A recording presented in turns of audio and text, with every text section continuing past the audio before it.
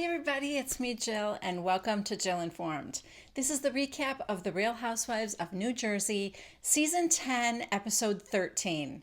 Sorry, not sorry. Okay, so for those of you that want to know what I thought of the positive beverage that George and Martha got me, I'll talk about it at the end of this video. But for now, we are in the car on our way to the ice facility with Teresa, Gia, and our First Lady, Melania. You may recall that we left off with Teresa panic-stricken because she forgot all forms of ID.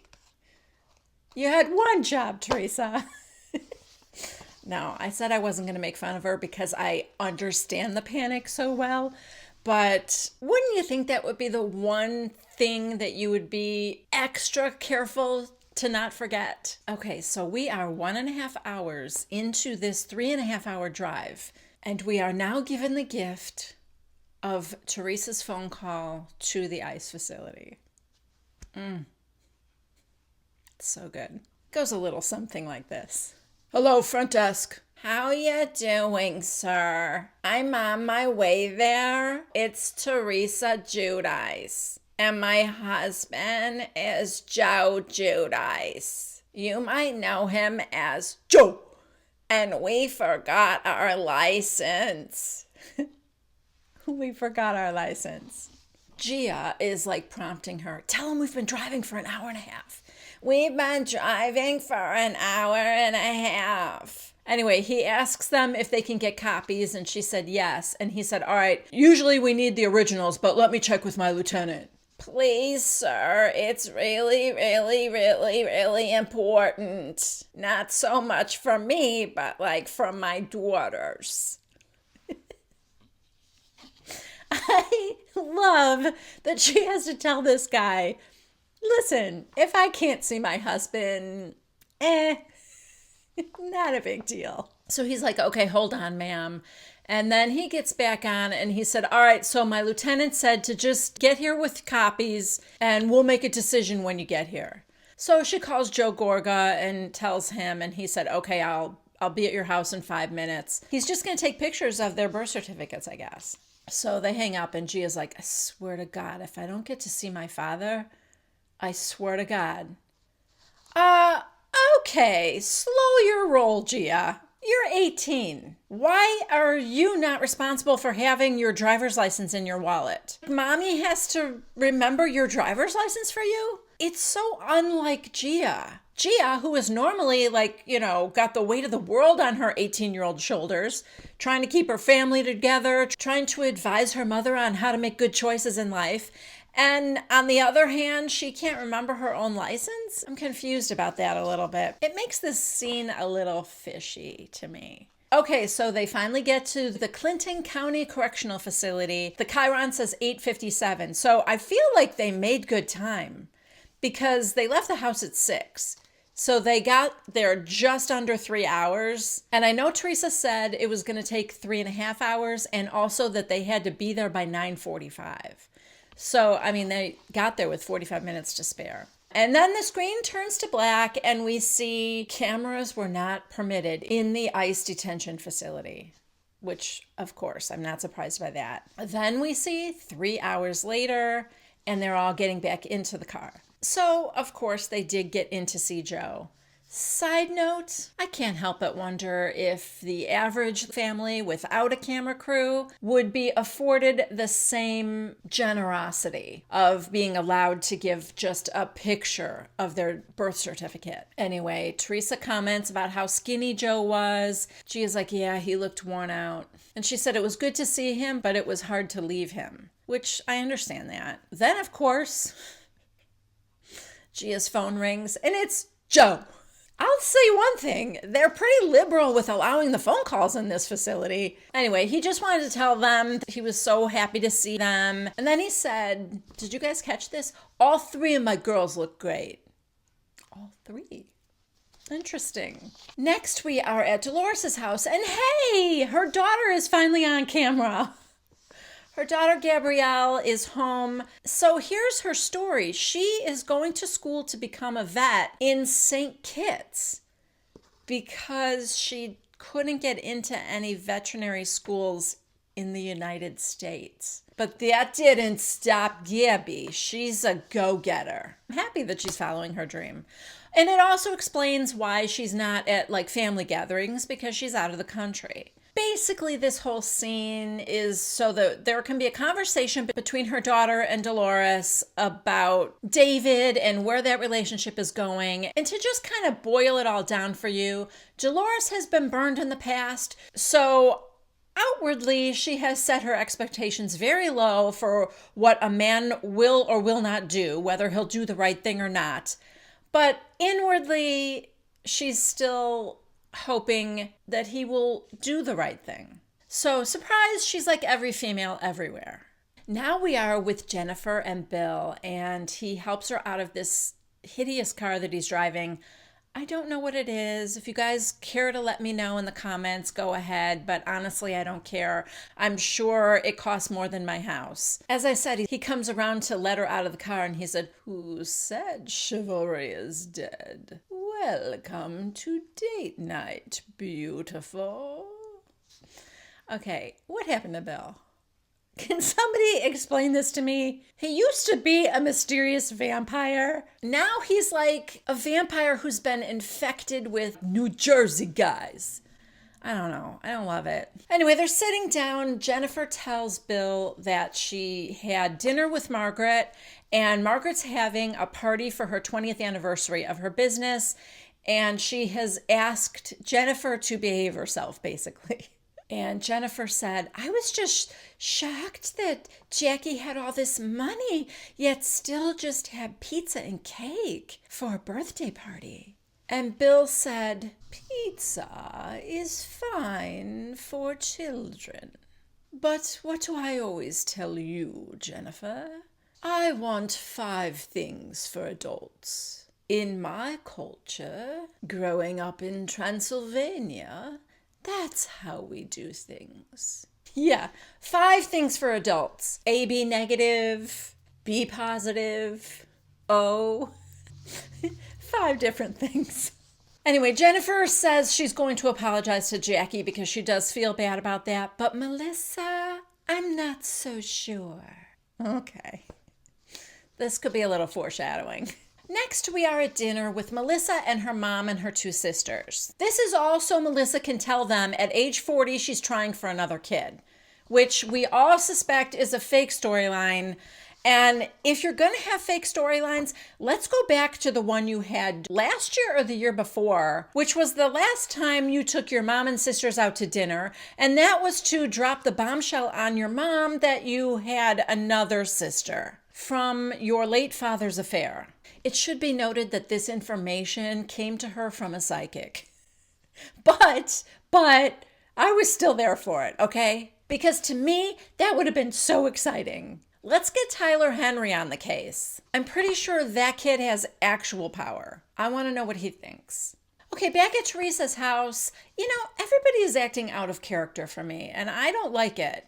Gia is acting a little entitled with No. He says, "I didn't cook anything because everybody on diet." And she said, "I don't want pears." He was like slicing up a pear and cheese. Oh, she thought that was gross. She didn't want that. And she's like, "Do you have any sausage?" "Yeah, you want me to cook you some?" And she's like, "Mm-hmm."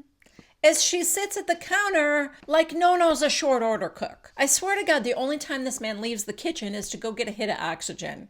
Anyway, the sink is leaking. So Teresa, of course, calls her backup husband, Joe, who runs right over to fix it. If I were Melissa, forget trying to have a baby. I would work tirelessly every free moment of my life getting a new man in Teresa's life, just so I could have my husband back. Anyway, Joe's kind of teasing Gia about going to prom with Frankie Jr., and she says they're just friends. And then they talked about visiting Joe in ICE. If you guys remember, Joe Gorga was trying to get Gia to tell Joe it's okay for him to give up, and she wasn't sure she could do it. So he's kind of bringing that up again, and she said, "No, I don't care if my parents get divorced or not. I don't want my dad to be a 9-hour plane ride away." So, little selfish. I mean, to be fair, it's probably more in line with an 18-year-old's behavior, but it is out of character for Gia.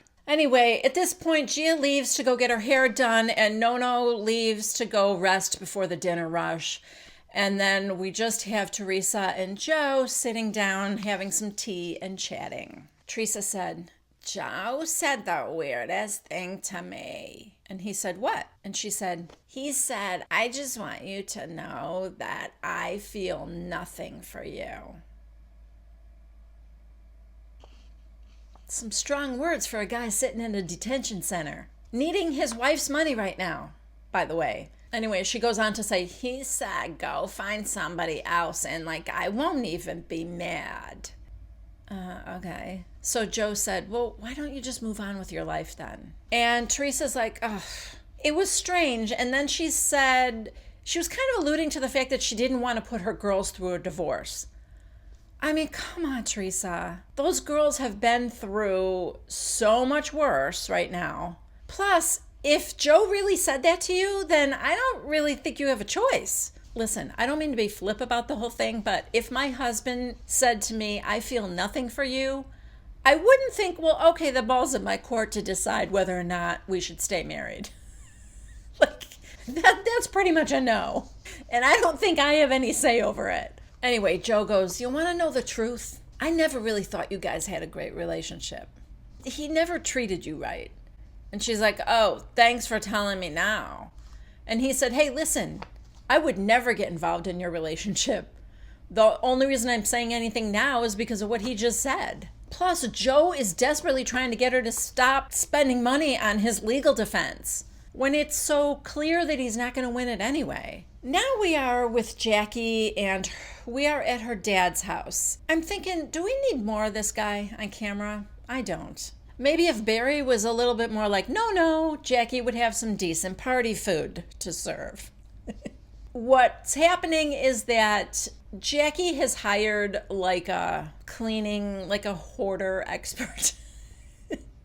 If you've ever seen the show Hoarders, you know that like crew of people that come in with all their organizational tools and clean up everything. Okay, so she's hired a crew like that to clean up her dad's house. Now, to be fair, he's not a hoarder. Like the kitchen isn't cluttered with, stacks of newspaper or something. It's just that inside the cabinets, there's a lot of junk and just things he doesn't need. And he's one person in a giant house. Okay, now we are getting to the bottom of what makes Barry tick. Yeah, so Barry has struggled with his weight and has had lap band surgery. Not just has he had lap band surgery, but he thinks that he cheated and that Jackie did it the real way, the hard way. And so he's sort of proud of her and feeling some kind of shame himself. For the record, if anybody thinks that any kind of surgery is easy, they would be mistaken. And you still have to change your lifestyle after. It's not like it's a magic pill. Would it be better if we could all lose weight through a healthy diet and exercise and a lifestyle change? Absolutely. But that's not always a viable solution for some people. That's all I'm saying. Anyway, this conversation was probably good for Barry because it was horrifying when Jennifer said, Dad, I almost killed myself. And he said, well, it was almost worth it. Okay, that's horrifying and there's no excuse for that. But it's clear now through this conversation that he had no clue how dire the situation was for Jackie. She tells him that when it was at its worst, for dinner, she would allow herself to lick an ice cube. And I think that was shocking for him. So anyway, it was a good conversation for them to have. All right, now this is a montage of checking in with everybody before Margaret's party. We're at Margaret and Joe's house. She's talking about the party. I hope everybody behaves themselves, Joe. Cut to Teresa getting her hair washed in the sink. And I'm thinking, oh my God, your poor brother husband just fixed that sink. Now you're getting your hair all down that drain? Come on, Teresa.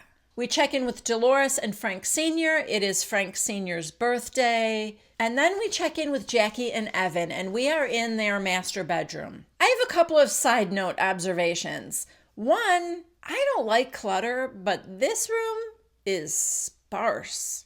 it doesn't look like there's enough furniture in it. Maybe because it's so massively huge, but he's on a little bench at the foot of the bed and she's in a chair on the other side of the room, and it looks like they're talking across a football field. It's a lot of carpet. And two, even though intellectually I know it's just the camera angle, my first reaction when I saw this was, do we have two vampires on this show? Because Evan's reflection doesn't appear in the mirror. I know he's sitting on that bench, but in the mirror, the bench looks empty. Spooked me for a minute, I'm just going to say. What if Bill bit Evan? You know, they had that guys' night at Bill's house. I don't know what happened when the cameras weren't on them. Okay, I don't want to freak anybody out. I'm just saying it's entirely possible that there are two vampire husbands on the show now. All right, so Jackie is telling Evan that she hasn't seen Jennifer since she stormed out of my house in the Hamptons. Did you guys catch that? Yeah, she said my house in the Hamptons. Why would she say that to her husband? Just interesting. Also, to be fair, I wouldn't call it storming out.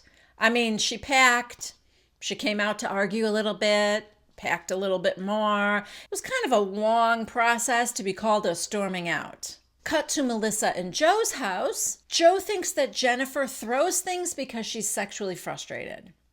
Thanks for the advice, Joe. Now at Jennifer and Bill's house, Jennifer tells Bill that I'm gonna be on my best behavior. Well, we'll see how the night goes.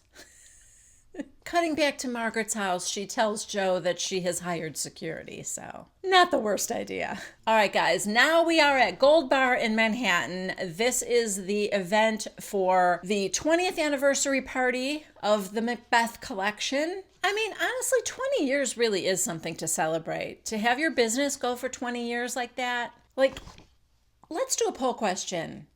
How many of you guys think that Envy is going to be around 20 years from now? Yes or no? All right, the space is very pretty. There are gold donuts in a cage. I don't know. I question nothing anymore.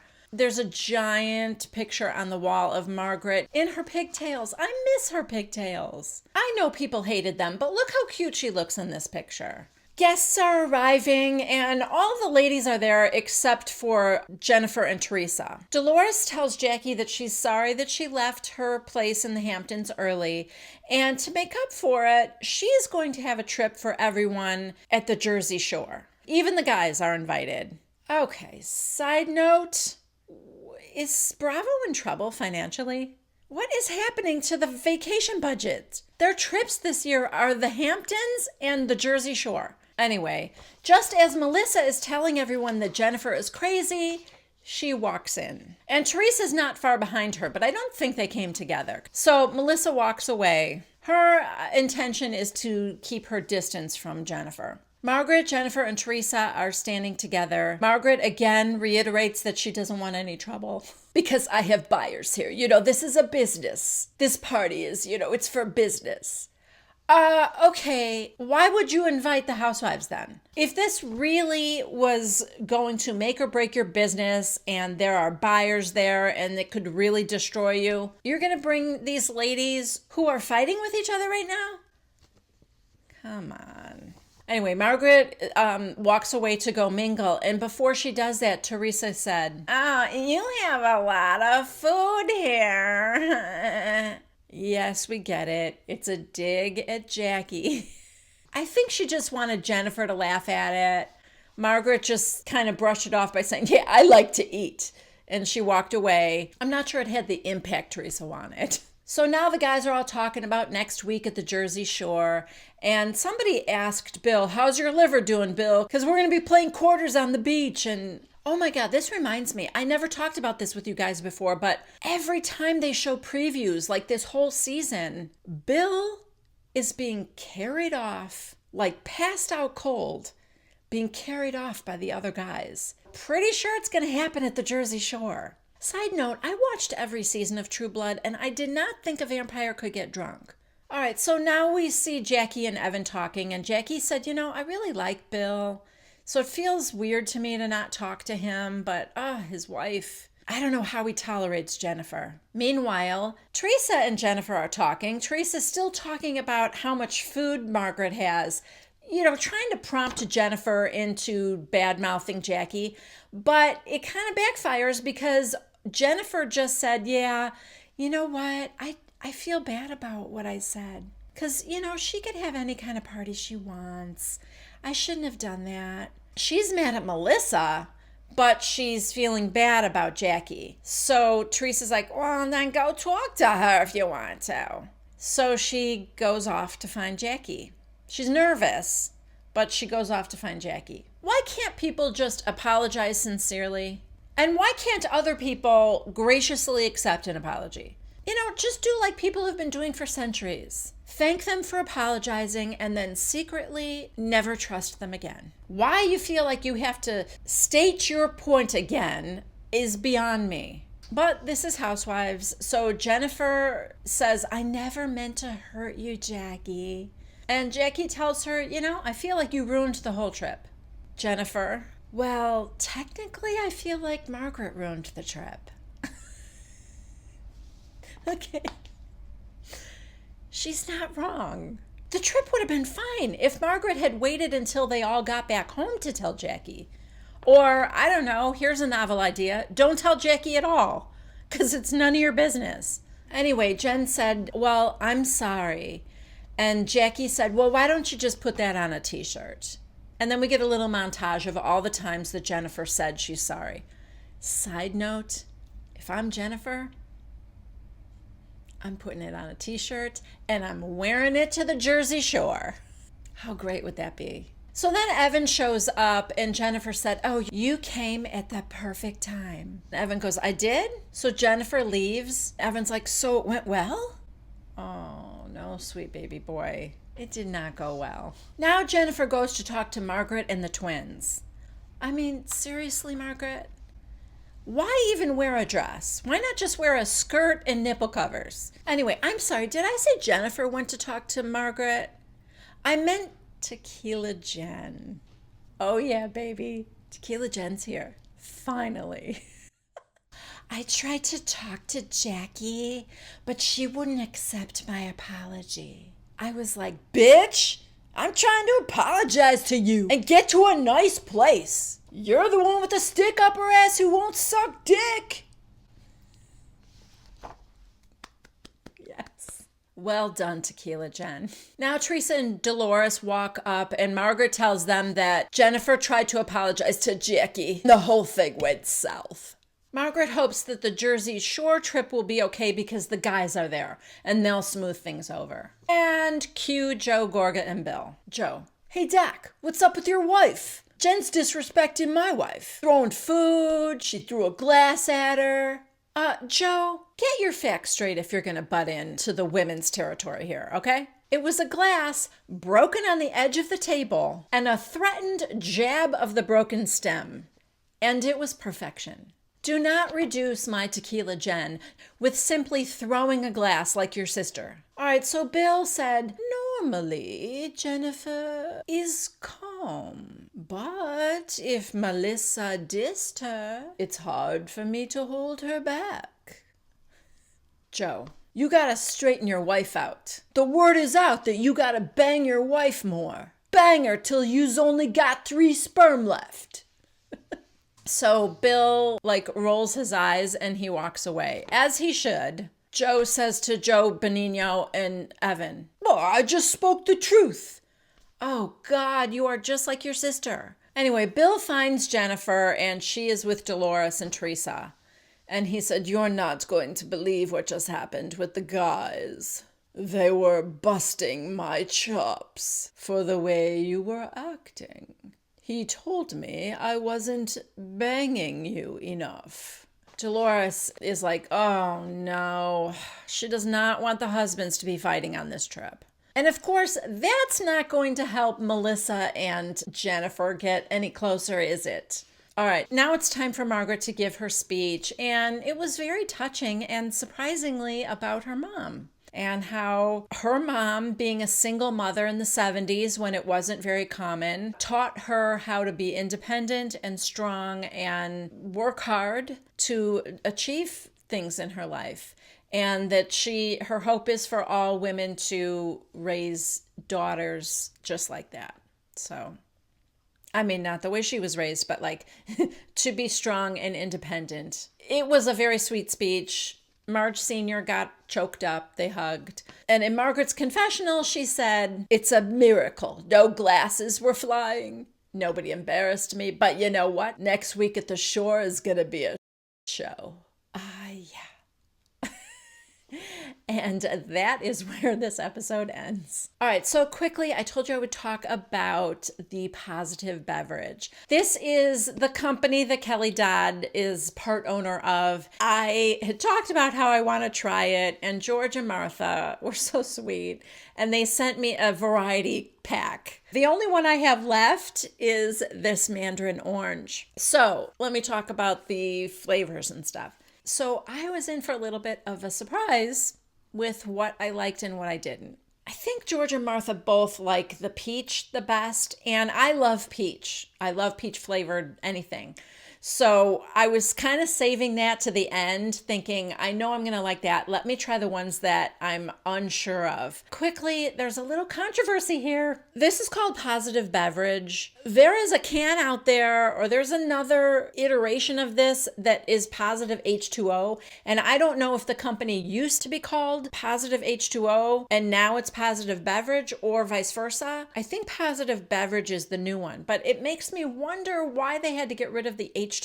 It is water primarily. If you look at the ingredients, the number one ingredient is carbonated water. And then it's calcium lactate, natural flavors, monopotassium phosphate, natural sweetener, which they use stevia and erythritol, vitamin B12, vitamin C, vitamin D2, and then it just says contains no fruit juice. It's also gluten-free, vegan, low glycemic, which when I was losing weight before, I chose to follow a low glycemic diet. I thought that was going to be best for me. So to me, this is great that it's low glycemic. All right, so let me just get to it. So the four flavors are Perfectly Peach, Mandarin Orange, Tropical Berry, and Crisp Cucumber. Okay, so here's my flavor preferences. Coming in fourth place is Mandarin Orange. Doesn't mean I don't like Mandarin Orange. I do. However, it's almost a little bit too sweet to me. It's a little too much like Orange Crush. And in general, I don't love pop because I don't love carbonation. This says it's carbonated, but it's such a low level of carbonation that it doesn't burn. I don't know. It doesn't bother me at all. So while I still like it, I would say this comes in fourth place for me. In third place, this is a real upset, guys. Perfectly Peach. Yeah. I don't know if it's because it was the last one I tried and I had such high hopes for it. I was not blown away. Again, I still like it, but third place. Second place, Crisp Cucumber. This to me is the oddest flavor. I'm not even sure how to describe it. The only time I have ever had cucumber water was at a spa. And it was just like one of those glass jugs of water with cucumber in it. And it was so delightfully refreshing. This was sweet, not too sweet, but sweet for cucumber, I talked about this with Martha, and I think I told her that it was weird, but not in a bad way. That is kind of how I felt. I'm not sure I can wrap my brain around it, but I'm not mad at it. So it actually comes in second, and I think because it surprised me in a good way. And that leaves my number one pick, and that's the Tropical Berry. I thought for sure that was going to be too sweet for me. I don't like strawberry pop or whatever. But okay, so you guys, here's the controversy. I'm going to put a picture up here of the Tropical Berry. All right, for the life of me, as much as this was my favorite flavor and I liked it the most, I could not figure out what berry was in it. The picture of the berries were unrecognizable to me. Those are not strawberries. Those are not raspberries. Those are not blueberries. What is this?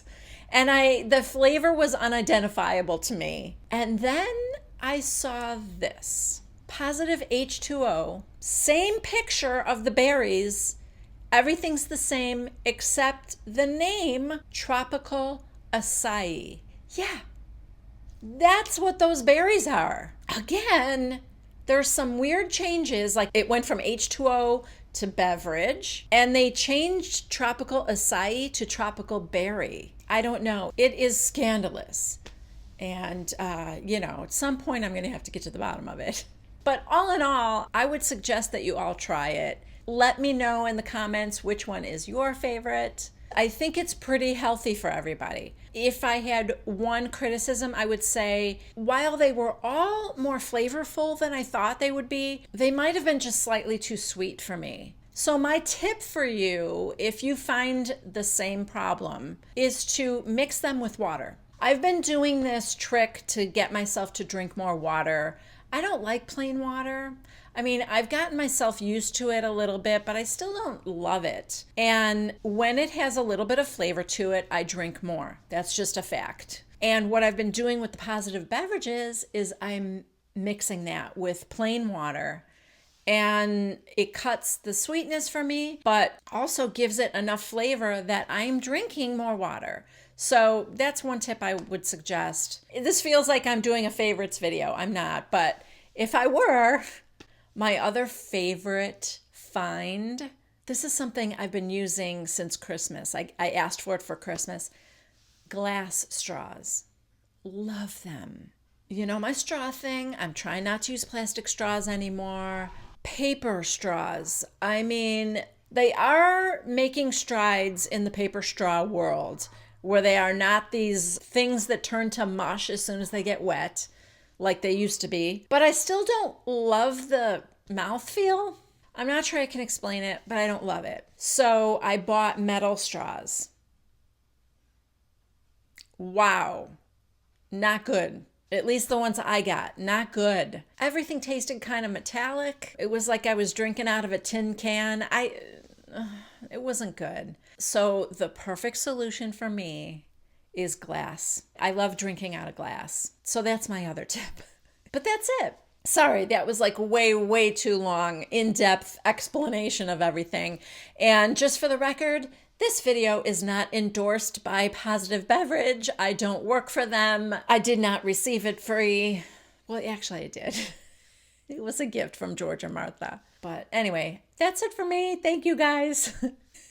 If you're still here, thanks for sticking it out to the end. Please subscribe, give this video a like if you dig. Click on the bell if you want notifications every time I have a new video come out. I will see you for the next recap of The Real Housewives of New Jersey. Bye.